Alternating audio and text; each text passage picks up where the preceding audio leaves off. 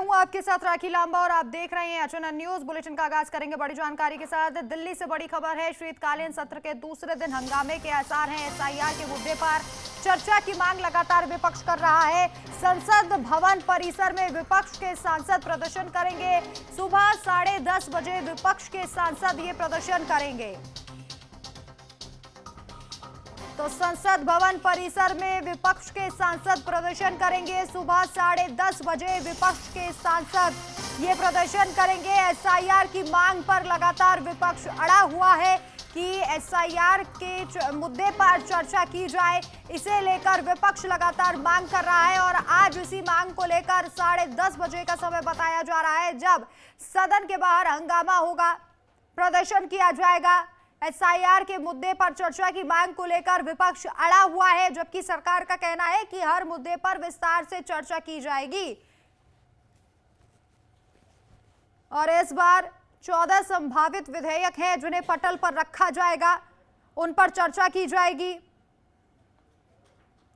अभिषेक आनंद हमारे संवाददाता अधिक जानकारी के लिए फोन लाइन पर मौजूद है। अभिषेक, हंगामे के आसार आज भी है। सदन के अंदर की तस्वीर तो हम देखेंगे, लेकिन उससे पहले 10:30 बजे विपक्ष के सांसद प्रदर्शन करने वाले हैं, क्या जानकारी?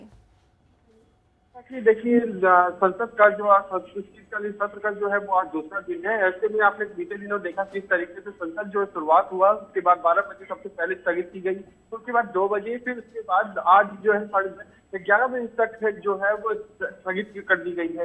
तो ऐसे में आप समझ सकते हैं कि विपक्ष का किस तरीके का रोल रहने वाला है, क्योंकि सबसे पहले ही जो विपक्ष की जो मांग जो है वो एफआईआर को लेकर के, मुद्दे को लेकर के बातचीत करनी है, लेकिन सत्ता पक्ष जो है वो बात करने को राजी नहीं है। इस चीज को लेकर के वो कोई भी रिएक्शन देने को तैयार नहीं है। तो ऐसे में लगातार आप देख सकते हैं कि विपक्ष किस तरीके की रणनीतियां तैयार कर रही है। पहले भी जब विधायक दल की जब बैठक हुई थी, वहां पे तमाम फ्लोर लीडर्स वहां पहुंचे थे, सभी चीजों पर बातचीत की गई थी कि एफआईआर को लेकर किस तरीके से मुद्दा जो है वो उठाना है।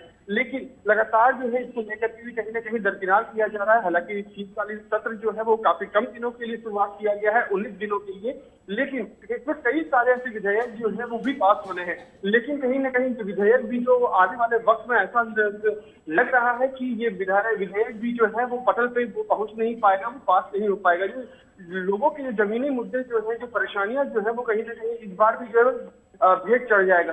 हालांकि अब देखने वाली बात होगी राखी की जब 10:30 बजे जब विपक्ष जब हंगामा जब करता है वो किस तरीके का रुख रहता है और आने वाले वक्त में सत्ता पक्ष की तरफ से क्या कुछ रिएक्शन आता है वो तो समय ही बताएगा। राखी, अभिषेक, जो प्रदर्शन किया जाना है क्या वो सिर्फ एसआईआर के मुद्दे पर चर्चा की मांग को लेकर भी है या फिर और कई मुद्दे होंगे, जैसे कि महंगाई को लेकर, पॉल्यूशन को लेकर लगातार सरकार को घेरा जा रहा है?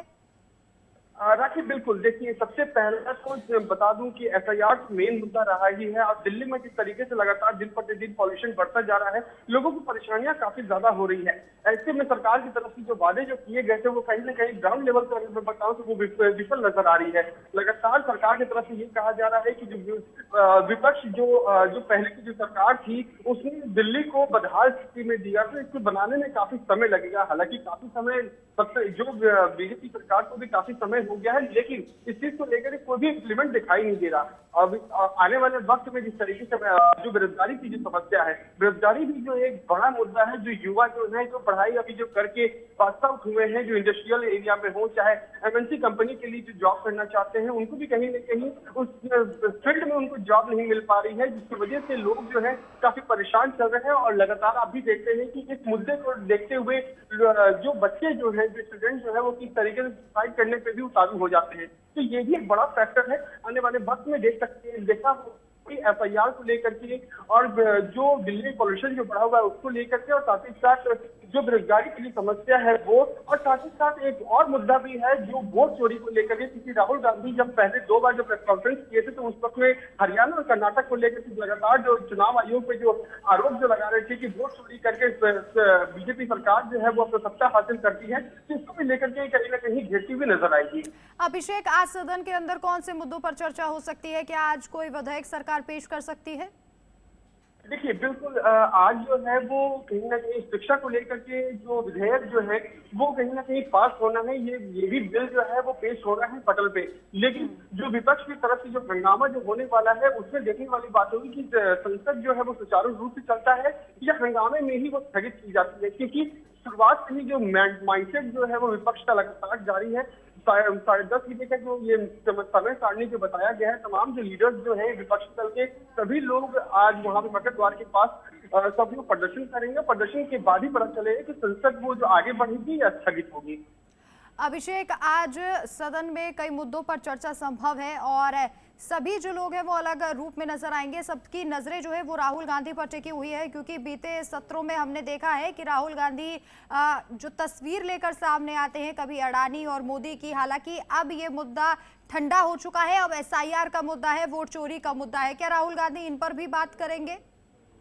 बिल्कुल राखी, देखिए जिस तरीके से चुनाव आयोग पे लगातार जो राहुल गांधी जिस तरीके से विपक्ष हमला जो कर रहे हैं सत्ता पक्ष की, ज्ञानेश कुमार जो है वो इलेक्शन कमीशन की जो कमिश्नर जो है उन्होंने साफ तौर पे ये कहा था कि आपने बिहार विधानसभा चुनाव में आपने देखा है किस तरीके से चुनाव आयोग जो है अपने को साबित करने के लिए लगातार मॉनिटरिंग भी कर रही थी और ये साबित करना चाहती थी कि जो आरोप जो हमारे ऊपर लगाए जा रहे हैं वो कहीं ना कहीं निराधार है।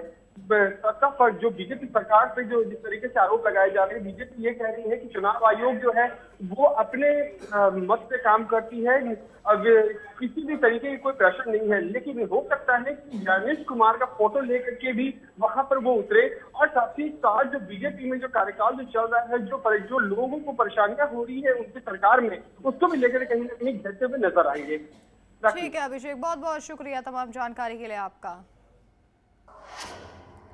और भाई मुंबई एयरपोर्ट पर इमरजेंसी लैंडिंग हुई है। इंडिगो की फ्लाइट की इमरजेंसी लैंडिंग हुई है। कुवैत से हैदराबाद जा रही फ्लाइट की इमरजेंसी लैंडिंग हुई है। धमकी भरा मैसेज मिलने के बाद ये लैंडिंग की गई है।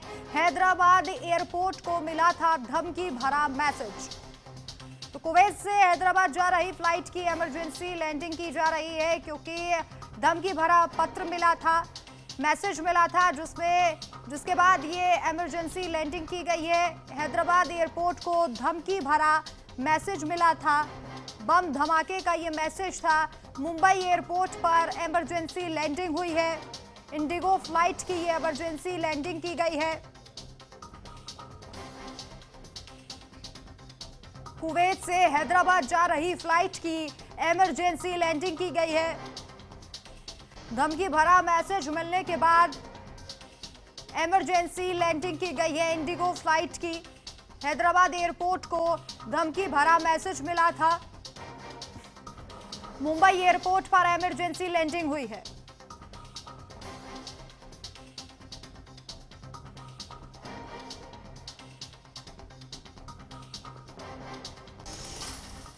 और वहीं मोबाइल सुरक्षा पर सरकार का बड़ा फैसला सामने आया है। डॉट का मोबाइल कंपनियों को आदेश है, संचार साथी ऐप का प्री इंस्टॉल करना होगा। दूरसंचार विभाग ने 90 दिन की डेडलाइन दी है। बड़ी जानकारी आप तक पहुंचा रहे हैं, 90 दिनों की डेडलाइन दी गई है। डॉट का मोबाइल कंपनियों को ये बड़ा आदेश है कि उन्हें ये ऐप इंस्टॉल करना होगा, प्री इंस्टॉल करना होगा, जिसका नाम संचार साथी है। 90 दिनों की डेडलाइन दी गई है, यानी कि 90 दिनों के अंदर ही दूरसंचार विभाग ने ये कदम जो है वो सभी को उठाने के निर्देश दिए हैं कि आपको ये ऐप डाउनलोड करना होगा। मोबाइल सुरक्षा को लेकर ये सरकार का बड़ा फैसला है। संचार साथी ऐप डाउनलोड करना पड़ेगा, प्री इंस्टॉल करना पड़ेगा। डॉट का मोबाइल कंपनियों को आदेश, 90 दिन की समय सीमा तय की गई है, डेडलाइन दी गई है कि 90 दिनों के भीतर आपको सभी मोबाइल्स में प्री इंस्टॉल करना पड़ेगा। मोबाइल सुरक्षा पर सरकार का बड़ा फैसला।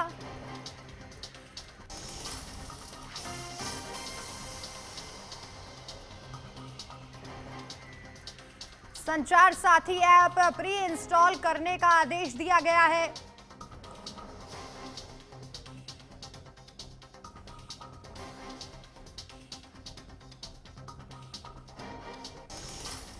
और वहीं एमपी विधानसभा शीतकालीन सत्र का आज दूसरा दिन है। दुकान और प्रतिष्ठान संशोधन विधेयक ला सकती है सरकार। सत्र में द्वितीय अनुपूरक बजट में पेश करेगी एमपी सरकार। तो आज द्वितीय अनुपूरक बजट भी सरकार के द्वारा पेश किया जाएगा। आज सत्र का दूसरा दिन है। मध्य प्रदेश विधानसभा शीतकालीन सत्र का आज दूसरा दिन है। सत्र में द्वितीय अनुपूरक बजट जो है वो पेश करेगी सरकार। आज मध्य प्रदेश के विधानसभा शीतकालीन सत्र का भी दूसरा दिन। दुकान और प्रतिष्ठान संशोधन विधेयक सरकार के द्वारा लाया जा सकता है। कई विधेयक जो है वो सत्र के पटल पर रखे जाएंगे। तो आज मध्य प्रदेश विधानसभा शीतकालीन सत्र का दूसरा दिन है और आज भी हंगामे के आसार है। दुकान और प्रतिष्ठान संशोधन विधेयक सरकार के द्वारा लाया जा सकता है। इस सत्र में द्वितीय अनुपूरक बजट भी सरकार के द्वारा पेश किया जाएगा। मध्य प्रदेश सरकार पेश करेगी द्वितीय अनुपूरक बजट।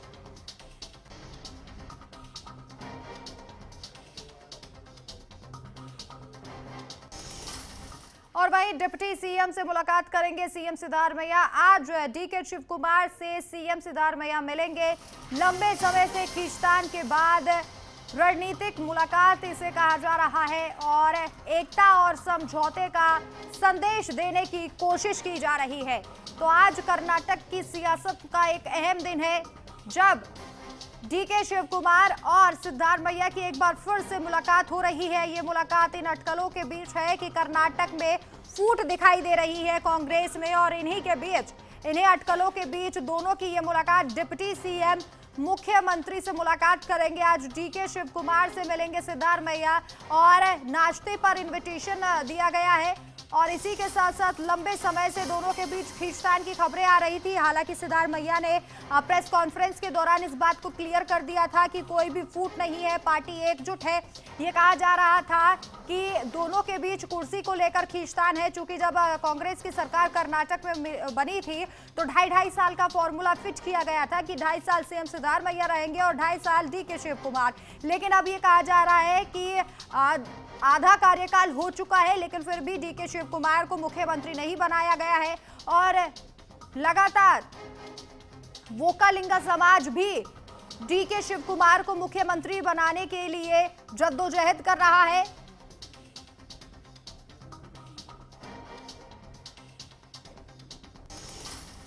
चलिए यहाँ रुकेंगे एक छोटे से ब्रेक के लिए, जल्द वापस लौटेंगे।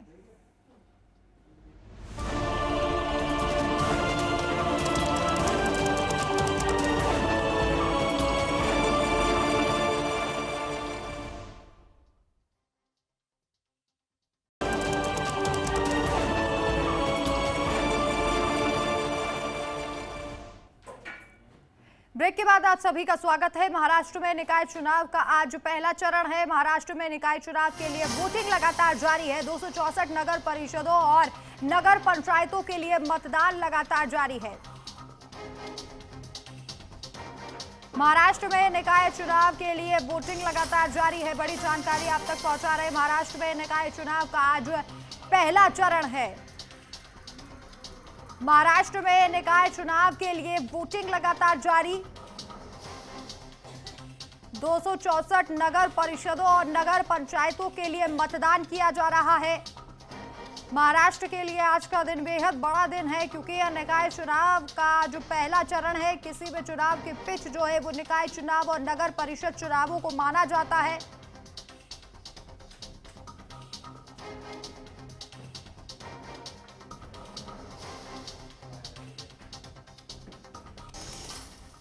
और वहीं दिल्ली एनसीआर में प्रदूषण का कहर लगातार जारी है। एक्यूआई अब भी बहुत खराब श्रेणी में बरकरार है।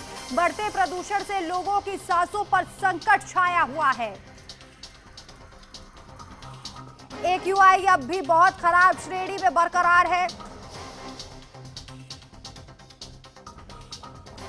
बढ़ते प्रदूषण से लोगों की सांसों पर संकट छाया हुआ है। दिल्ली एनसीआर में प्रदूषण का कहर लगातार जारी है। लोगों को दिक्कतों का सामना करना पड़ रहा है। अपील की गई है कि बच्चे और बुजुर्ग जो है वो जरूरत ना हो तो अपने घरों से ना निकले। सुबह का अगर आप नज़ारा देखेंगे तो हर जगह स्मोक ही स्मोक नजर आ रही है। मॉर्निंग वॉक करने वाले लोगों को दिक्कतों का सामना करना पड़ रहा है। अपील की गई है कि अपने घरों से मास्क लगाकर ही बाहर निकलें और बच्चों के लिए ऑनलाइन क्लासेस की व्यवस्था भी की गई है। वहीं कई कंपनी ने जो है वो वर्क फ्रॉम होम भी प्रोवाइड कराया है। चूंकि पॉल्यूशन जो है वो बेहद खराब श्रेणी में दिखाई दे रहा है, लोगों को परेशानियों का सामना करना पड़ रहा है। विजिबिलिटी जो है वो भी शून्य के बराबर, सुबह के वक्त अगर आप देखेंगे तो शून्य के बराबर विजिबिलिटी दिखाई दे रही है, जिससे आने जाने वाले लोगों को दिक्कत हो रही है।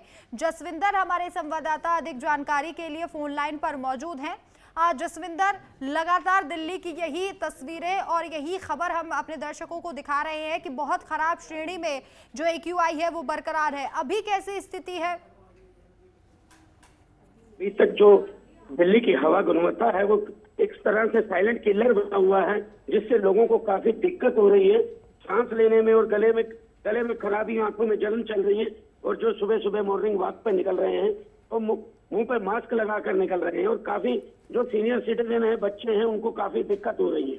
दिल्ली की जो हवा है वो जहरीली होती जा रही है, लेकिन सरकार इस पर कोई चिंता नहीं जता रही। अभी सुप्रीम कोर्ट ने भी फटकार लगाई थी, जिसकी सुनवाई शायद कल 3 तारीख की बताई जा रही है कि 3 तारीख को भी इनको वहां पे कोर्ट में पेश होना है, क्योंकि दिल्ली सरकार की तरफ से कोई ठोस कदम इस पर नहीं उठाया गया है।